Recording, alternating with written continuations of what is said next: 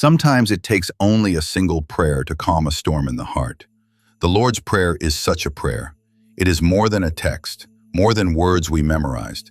It is a way home, a breath of hope, a place where we are allowed to remember who God is and who we are in His eyes. Jesus Himself gave it to us when the disciples asked Him, "Lord, teach us to pray," from Luke 11:1. And He answered with a prayer that binds heaven and earth together. Matthew 6:9, Our Father in heaven. The very first word is a gift, Father, not judge, not distant God, not unreachable power, but Father. With this, Jesus is saying, you may know you are loved. You may come just as you are. Maybe you sometimes feel lost, disappointed, overwhelmed. But God begins with closeness, not with demands. You are His child. You are wanted. Hallowed be your name.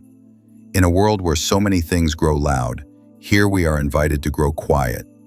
We hallow His name because we remember God is greater than our worries. His name is a place of safety. When you say, Father, your gaze lifts. You do not have to carry your life alone. Your kingdom come. Perhaps you look around and long for peace, justice, healing. Jesus calls to us, don't give up hope. God's kingdom often begins quietly, in you, in small gestures, in the courage not to break. Wherever you give love, a piece of heaven breaks through the clouds. Your will be done, on earth as it is in heaven. This is not a prayer of resignation, but of liberation. God's will is always a will that leads to life. Maybe you are wrestling with decisions, with wounds, or with a path you don't understand. You don't have to solve it alone. God's will is not a harsh plan. It is a loving guidance. Give us today our daily bread. Not tomorrow, not for the whole year. Today. God calls us back into the moment. He knows what you need.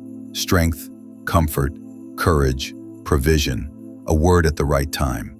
You may ask for it. Your need is not too small for Him. And forgive us our debts. There are moments when we condemn ourselves, but here lies grace.